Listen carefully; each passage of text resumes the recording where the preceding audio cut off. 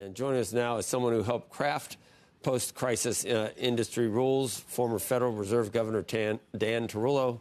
He's now a professor at Harvard Law School.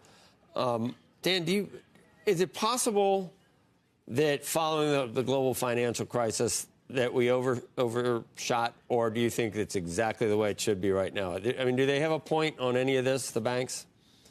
Well, Joe, on that, there are two questions, one stress test and one the regulatory structure in general.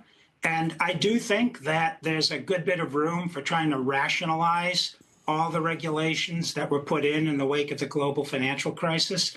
On stress testing specifically, I've thought that there were good legal arguments for maintaining stress testing roughly the way that the Fed had been conducting it.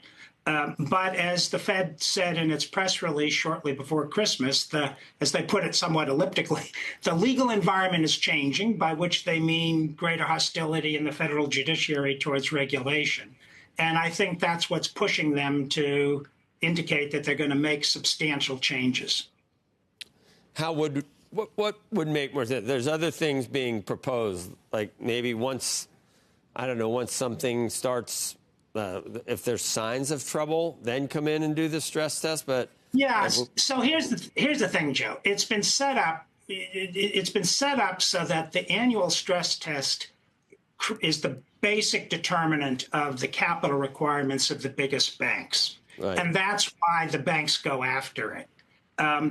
If you do what the Fed indicates it may do and what the banks certainly want them to do, if you put out the models completely beforehand, if you put out the scenarios beforehand and ask the banks, would you like us to change the scenarios, then it's not much of a test anymore. So it's not really serving the purpose of trying to see how banks would fare in an unexpected but plausible situation. So under these circumstances, my sense is the best thing for everyone to do is to decouple stress testing from the capital requirements and just have point-in-time capital requirements, obviously somewhat higher than they are now, and use stress testing, as you were suggesting a minute ago, to try to diagnose things at the beginning of a period of stress, use it for the purpose for which it was actually originally developed. Right. And sounds like that's what's coming, doesn't it? No, I don't think that's what's coming. The Fed has indicated it's indicated that it's prepared to do most of what the banks say they would like. And I assume the reason why the banks filed the suit on Christmas Eve was in order to keep the pressure on the Fed, to keep leverage there.